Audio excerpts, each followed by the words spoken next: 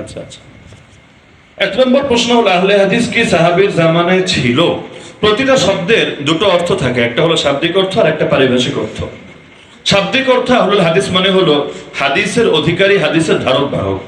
যেমন আমাকে যদি জিজ্ঞাসা করেন কয়েকজন শ্রেষ্ঠ আহলুল হাদিসের নাম বলেন তো, আমি এক নম্বরে বলবো ইমাম বুখারী, দুই নম্বরে বলবো ইমাম মুসলিম, তিন নম্বরে বলবো ইমাম তিরমিজি।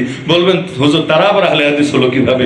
আমি বলবো না, ওই যে হাদিসের শাব্দিক অর্থ যেটা আর কি, হাদিসের ধারক বাহক, এই বিবেচনায় তো যত মুহাদ্দিস আছে, মুহাদ্দিস মানে কি, যারা হাদিস বর্ণনা করেন, যারা হাদিসকে উম্মতের নিকট প্রজন্ম থেকে প্রজন্মে পৌঁছান, তারা সকলে আহলুল হাদিস। কিন্তু এগুলো শাব্দিক বিবেচনা। একইভাবে আহলুল হাদিসের আরেকটা অর্থ হলো হাদিসের অনুসারী, হাদিসের অনুসারী, যারা হাদিস ফলো করে, হাদিসকে মানে। তো এখন এই শব্দটা কোন জায়গায় প্রয়োগ হচ্ছে, তো সেই জায়গা দেখে দেখে অর্থটা বের করে আনতে হয়। ওই যে শুরুতে আমি আলোচনায় সালাত শব্দ দেখালাম না, সালাতের অর্থ কখনো নামাজ, যেমন আকিমুস সালাহ, নামাজ কায়েম করো। সালাতের অর্থ কখনো দুরুদ, ইয়া আইয়ুহাল্লাযীনা আমানু সাল্লু আলাইহি, হে ঈমানদাররা নবীর শানে দুরুদ পড়ো। তো কোন জায়গায় প্রয়োগ হলো, ওই জায়গা অনুসারে অর্থ বের করে আনতে হয়। যেমন ইমাম তিরমিজির কিতাব আছে সুনানুত তিরমিজি, এই কিতাব পড়লে আপনারা দেখবেন উনি বিভিন্ন জায়গায় আহলুল হাদিস শব্দটা ব্যবহার করেন। উনি বলেন ওয়া আলাইহি আমালু আহলিল হাদিস, আহলুল হাদিসের আমল এভাবেই চলে আসছে। আহলুল হাদিস বলতে উনি বোঝান মুহাদ্দিসরা। উনি কাদেরকে বোঝান? মুহাদ্দিসরা। যে একদিকে আছেন ফুকাহায়ে কেরাম আর একদিকে আছেন মুহাদ্দিসিনে আযম, তো মুহাদ্দিসরা এভাবে আমল করে চলে আসছে। তো বর্তমানে আহলুল হাদিস বলতে আমরা নির্দিষ্ট একটা দল বুঝি, আমরা এই শাব্দিক অর্থ বুঝি না। না হলে আহলুল হাদিস বলতে যদি মুহাদ্দিস বুঝি, তাহলে বাংলাদেশে যাদেরকে আহলুল হাদিস বলা হয়, যাদের সংখ্যা তারা বলে নাকি 2 কোটিরও বেশি, আমার বিশ্বাস হয় না। আমাদের ওই ভাইয়েরা বলে 2 কোটিরও বেশি। এই 2 কোটির মধ্যে কয়জন আমার সামনে বসে বিশুদ্ধভাবে হাদিসের কিতাব পড়তে পারবে? আপনাদের কি ধারণা? আমি যদি হাদিসের আরবি কিতাবগুলো খুলে দেই, হাদিসের আরবি কিতাবগুলো খুলে দেই, আপনাদের কি ধারণা 2 কোটি যদি থাকে, 2 কোটির মধ্যে 2000 জন পড়তে পারবে কিনা? এটা নিয়ে তো আমার সন্দেহ জাগে। তাহলে সংখ্যা কত কম। তাহলে আহলুল হাদিস যে মুহাদ্দিস অর্থে বলি না, এটা তো নিশ্চিত, এটা তো নিশ্চিত। তাহলে আমরা কোন অর্থে বলি? আমরা আহলুল হাদিস বলতে একটা বিশেষ সার্কেল, একটা বিশেষ ধারা বুঝি, একটা বিশেষ সার্কেল, একটা বিশেষ ধারা বুঝি। না হলে আমিও তো হাদিসের কিতাব পড়াই, আজকে থেকে পড়ে এমন না, আরো অর্ধযুগ থেকে পড়াচ্ছে আলহামদুলিল্লাহ, আল্লাহ যতদিন হায়াতে বাঁচিয়ে রাখেন পড়াবো ইনশাআল্লাহ। আমাকে জীবনে আহলুল হাদিস বলবে? বলেন না, বলবে কেন? আমি হাদিস পড়াই না, আমি তো মুহাদ্দিস না, শাইখুল হাদিস আলহামদুলিল্লাহ, সহিহ বুখারী আউয়ালও পড়াই, তা আমার আহলুল হাদিস বলে না কেন? বলবে হুজুর এটা এখন পরিভাষা হয়ে গিয়েছে, শাব্দিক অর্থ কি ওটার বিবেচনা। যেমন ধরেন সালাফি, সালাফি মানে কি? সালাফে সালেহিনের অনুসারী। সালাফে সালেহিন কারা? সালাফে সালেহিন মানে নেককার পূর্বসূরি। তো নেককার পূর্বসূরি কারা? 1 নম্বরে সাহাবী, 2 নম্বরে তাবেঈ, 3 নম্বরে তাবে তাবেঈ। তো যারা সাহাবী মানে, তাবেঈ মানে, তাবে তাবেঈ মানে, তারাই তো সালাফি। আচ্ছা আপনারা যারা বসেছেন, আপনারা সাহাবী মানেন না তো? তাবেঈ তো মানেন না? তাবে তাবেঈ বলবেন সবই মানেন, তাহলে আপনারা সালাফি না? অবশ্যই সালাফি। যারা সালাফকে মানে তারাই তো সালাফি। কিন্তু আমি যদি বলি আপনারা সালাফি, বলবেন না হুজুর আমরা সালাফি না। কেন? সালাফ মানেন না? বলবেন তা তো মানি, কিন্তু হুজুর শব্দটা তো এখন দলীয় নাম হয়ে গিয়েছে, বিশেষ পরিভাষা হয়ে গিয়েছে, তো শাব্দিক অর্থ কি ওটা এখন বিষয় না। যেমন সুন্নি, সুন্নি মানে কি? যারা সুন্নত মানে তারাই তো সুন্নি। আমি সুন্নত মানি না, আপনারা মানেন না, আমাদের হুজুররা মানে না, কওমি আলেমরা মানে না, তো আমরা সবাই সুন্নি। আসেন গজল গাই, আমরা সবাই সুন্নি। কিন্তু বলবেন না হুজুর এই শব্দ বললেন না কেন? যে এখন সুন্নি বললে লোকে সিন্নি বোঝে, হালত এমন হয়ে গেছে না? তাহলে বিশেষ দলীয় নাম যখন হয়ে যায়, তখন এটাকে পাইকারি ব্যবহার করা যায় না। যেমন ধরেন বাঘ মানে তো বাঘ, যার লেঞ্জা আছে, আবার 4টে হাত পা আছে, আবার মানুষের রক্ত খেতে পারে। তা আমাদের ক্রিকেট খেলোয়াড়দের যখন টাইগার বলে, ওদের লেঞ্জাটা কই থাকে?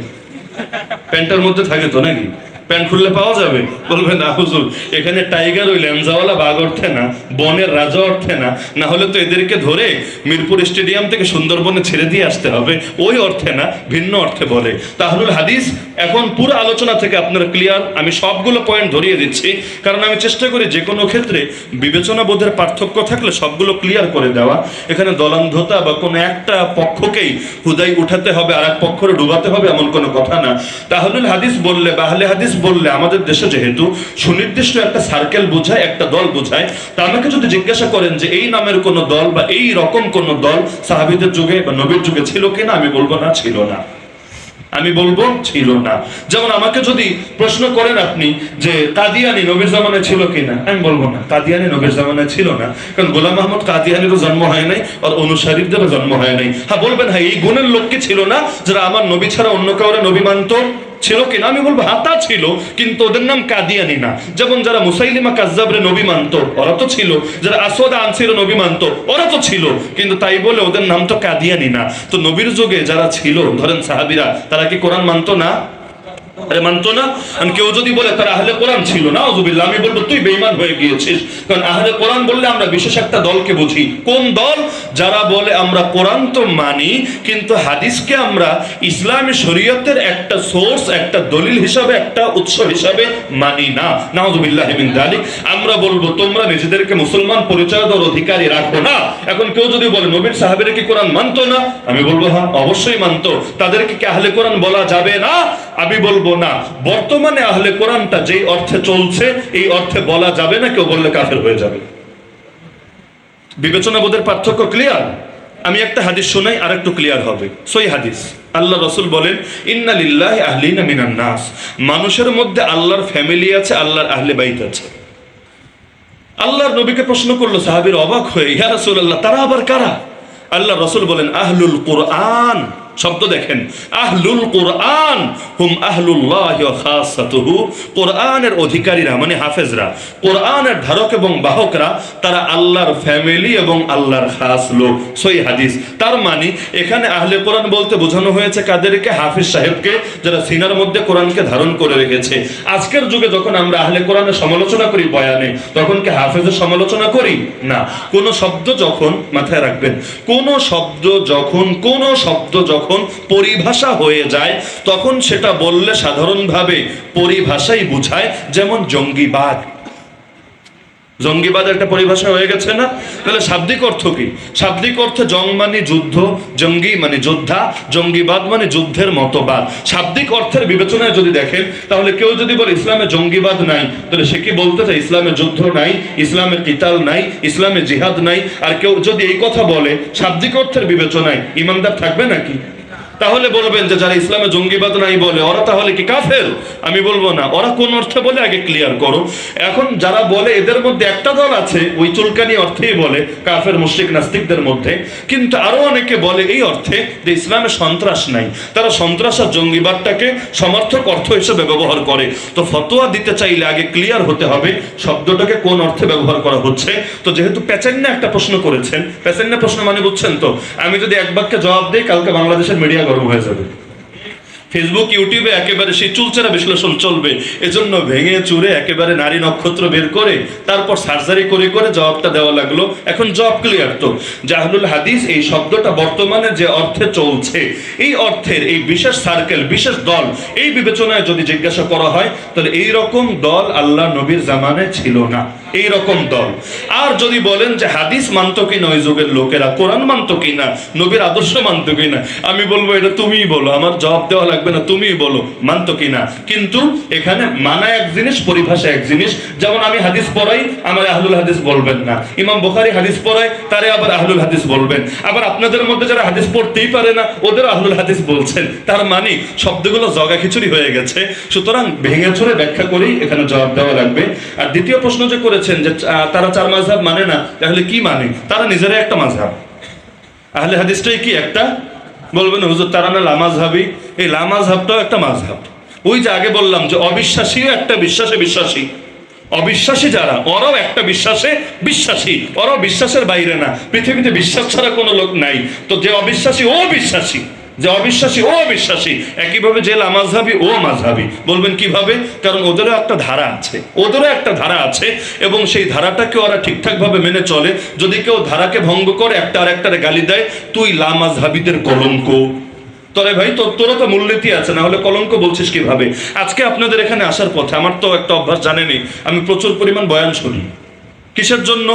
যে নিজেরও ফায়দা হয়, পাশাপাশি কে কি বলছে না বলছে এটা জানাও থাকা দরকার। কারণ জনগণের মধ্যে যেহেতু আমরা চলি, তাহলে কে কোন সার্কেলের ভক্ত আছে, মুরিদ আছে, কার ভেতরে কি কি প্রশ্ন কি কি সংশয় থাকতে পারে, এবং তারা যখন আমাদের সাথে কথাবার্তা বলবে কোন মাইন্ডসেট থেকে কথাবার্তা বলতে পারে, এই জিনিসগুলো তো স্মরণে রাখা লাগে। এখন আলহামদুলিল্লাহ হালত অনেকটা এমন হয়েছে, অনেকের চেহারা চোখ আর চলাফেরা দেখলেই বুঝতে পারি যে এটা কোন গ্রুপের লোক, এটা এই গ্রুপ নয় গ্রুপ নয় গ্রুপ। আপনাদের এখানে আসার আগে মাগরিবার নামাজ পড়েছে আমি এক মসজিদে, এদিকেই কাছে।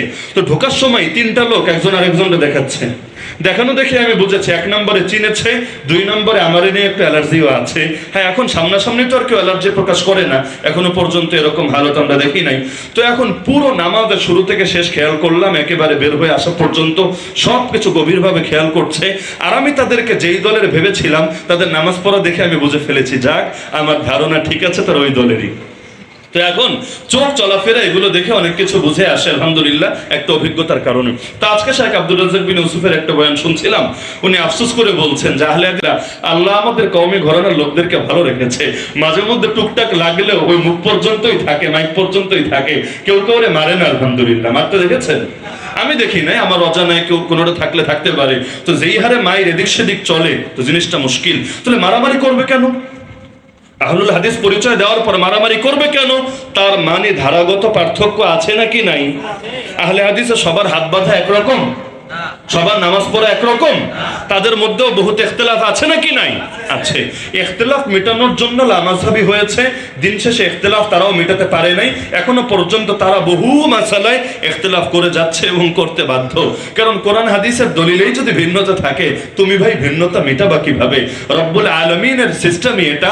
রব্বুল আলামিন সব হাদিসকে জিন্দা রাখবেন, কোনোটা আমাকে দিয়ে, কোনোটা ওকে দিয়ে, কোনোটা ওকে দিয়ে। মাযহাবের সৌন্দর্যই এখানে যে সব হাদিসই আমলে থাকে, কোনো হাদিস বাইরে যায় না। এখন যারা মাযহাব মিটিয়েছে তারাও পারলো না ইখতিলাফ বাদ দিতে, তাদেরকেও ইখতিলাফ করতে হচ্ছে। তো আমাকে যে বললেন যে আহলে হাদিসরা চার মাযহাব মানে না, তাহলে তারা করেটা কি? তারা পঞ্চম মাযহাব মানে, ওই মাযহাবের নামই আহলুল হাদিস। তো বলবেন এই মাযহাবের ইমাম কে? এই মাযহাবের ইমাম অনেকে, যেমন হানাফি মাযহাবের প্রখ্যাত ইমাম ইমাম আবু হানিফা।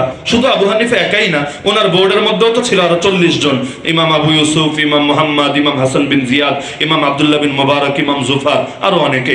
একইভাবে মালিকি মাযহাবের মূল ইমামকে ইমাম মালিক, শাফিঈ মাযহাবের মূল ইমামকে ইমাম শাফিঈ, হাম্বলি মাযহাবের মূল ইমামকে ইমাম আহমদ বিন হাম্বল, আহলে হাদিস মাযহাবের মূল ইমামকে মূল ইমাম। তারা এক এক সময় এক একজনরে মানে। বঙ্গীয় ভাষণে আসলে দেখবেন একদল মানে শেখ আব্দুর রাজ্জাক বিন ইউসুফকে ইমাম, একদল মানে শেখ মতিউর রহমান মাদানী সাহেবকে ইমাম, একদল মানে ডক্টর আবু বকর জাকারিয়া সাহেবকে ইমাম। তারা তাদের শায়েখের কথার বাইরে যায় না। শায়েখ দলিল দিয়ে বলুক, দলিল ছাড়া মানুক, তাদের ধারণা শায়েখ ভুল করতে পারে না। তাদের শায়েখরাও যে প্রত্যেকটা কথায় দলিল দেয় এমন না। তারা মাহফিলে মাহফিলে প্রশ্নোত্তর করে না? আরে করে কি না? আপনারা নিজেরাই চেক দিয়েন, আমার কথা ভালায় দেন, নিজেরাই চেক দিয়েন আগামী 1 মাস যে কয়টা প্রশ্নের জবাব দলিল দিয়ে দেয়, কয়টা দলিল ছাড়া দেয়। আপনারা চেক দিন, বেশিরভাগ জবাব দিবে দলিল ছাড়া। আয়াতও নাই, হাদিসও নাই, এক একটা দেখবে বলে যাবে, এক একটা দেখবে বলে যাবে, এক একটা দেখবে বলে যাবে। তো এখন মুরিদ এটা মানছে কেন? শায়েখ তো দলিল দেয় নাই, শায়েখ তো হাদিস শোনায় নাই, মানছে কেন? তার নাম না আহলে হাদিস, আহলে শায়েখ তো না, আহলে হাদিস আহলে শায়েখ তো না, মানছে কেন? বলবে আমাদের শায়েখ হাদিসের বাইরে কথা বলে না।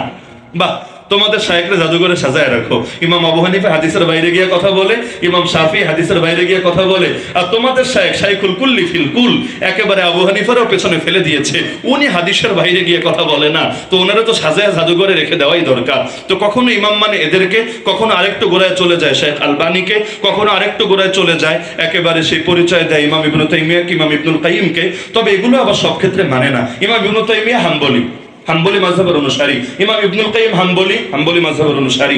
শেখ মুহাম্মদ বিন আব্দুল ওয়াহাব নজদি হাম্বলি মাযহাবের অনুসারী। কিন্তু আমাদের যারা পরিচয় দিচ্ছে তারা বলে আমরা মাযহাবই মানি না। তাহলে মিলল কেমনে?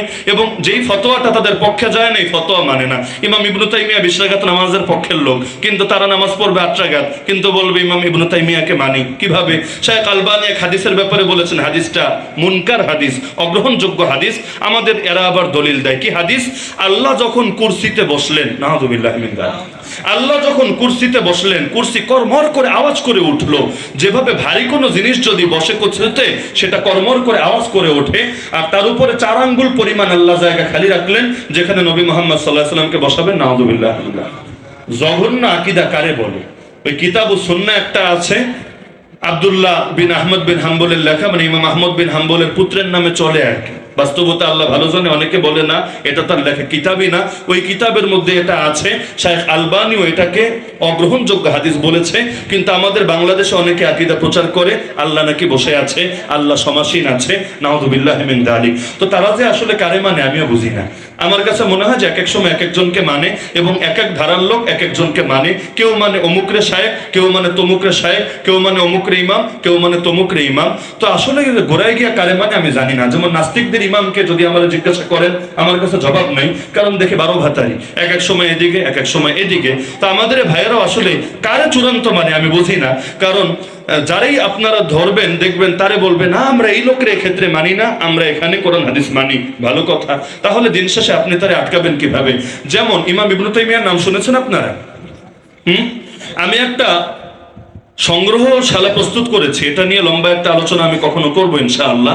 ইমাম ইবনে তাইমিয়া সুফি যে ছিলেন, এবং তাসাউফ বুঝেন তো, যেটারে আমাদের আহলে হাদিস ভাইয়েরা শিরিক বলে, বেদাত বলে, গুমরাহি বলে, তাসাউফের পক্ষে তিনি যে অনেক মত দিয়েছেন। এমনকি সেই যে মনসুর হাল্লাজের নাম শোনেন নাই, হোসাইন ইবনে মনসুর হাল্লাজ আনাল হক, এই কথার বিরুদ্ধে তো আমাদের আহলে হাদিস ভাইয়েরা সবচাইতে করা। আমি নিজেও সমালোচনা করেছি এই কথা, কিন্তু তারা এটাকে যেভাবে সমালোচনা করে, আমি ইমাম ইবনে তাইমিয়ার কিতাব মাজমুউল ফাতোয়ার মধ্যে দেখেছি ইমাম ইবনে তাইমিয়া এটার বৈধ ব্যাখ্যা বের করেছে। তা আমি নিজে আসলে কনফিউজড যে আসলে তারা যাদেরকে দলিল হিসাবে ব্যবহার করে দিন শেষে তারাও তো তাদের পক্ষে পুরোপুরি হয় না। তো এটা নিয়ে আমি একটা আলোচনা প্রস্তুত করেছি, যে সেটা বয়ান আকারে হোক, লেখা আকারে হোক, ইমাম ইবনে তাইমিয়ার সুফিবাদী মত, মানে কি কি সুফিবাদী মত তিনি দিয়েছেন। এটা আমি আলোচনাটা জাহির করব হলো তাদের রিয়াকশনটা দেখার জন্য, যে এখন কি ইমাম ইবনে তাইমিয়ারে গালি দিবে, নাকি কথাগুলোকে অস্বীকার করবে, নাকি কি করবে না করবে, মানে কোন দিকে ছোটাছুটি করবে, এটার একটা রিয়াকশন দেখার জন্য। সব কাজ আমরা দলিল হিসাবে করি না, অনেক সময় করি যে দেখি কি হয় আর কি, পালসটা কোন দিকে যায় এটা বোঝার জন্য। তো প্রশ্ন যেটা করলেন সংক্ষিপ্তভাবে জবাব এসেছে তো আলহামদুলিল্লাহ। যে আহলুল হাদিস নামে বিশেষ কোনো দল নিয়ে যদি প্রশ্ন করেন, এই দল নবীর জামানায় ছিল কিনা, আমি বলবো না। এরকম এই নামীয় কোনো দল নবীর জামানায় ছিল না। দ্বিতীয়ত তারা 4 মাযহাব মানে না, তো কি মানে? তারা পঞ্চম আর একটা মাযহাব মানে। ওই মাযহাবের কিছু মূলনীতি তারা নিজেদের মতো বানিয়ে নিয়েছে, এবং তাদেরও বহুত সার্কেল আছে। ওই সার্কেলের মধ্যে এক এক সার্কেল এক একটা মূলনীতি ফলো করে। তো তাদেরকে আবার 5-এর মধ্যে অনেকগুলো ভাগ করতে পারেন। পঞ্চম মাযহাব ক শাখা, পঞ্চম মাযহাব খ শাখা, পঞ্চম মাযহাব গ শাখা, পঞ্চম মাযহাব ভারতীয় শাখা, পঞ্চম মাযহাব বাংলাদেশি শাখা, পঞ্চম মাযহাব রাজশাহী বিভাগীয় শাখা, পঞ্চম মাযহাব সিলেট বিভাগীয় শাখা, এমন বিভিন্ন ব্রাঞ্চ তাদের মধ্যে কায়েম করা যাবে। আল্লাহ তাআলা আমাদের সবাইকে বাস্তবতাগুলো সঠিকভাবে বোঝার তৌফিক দান করুন।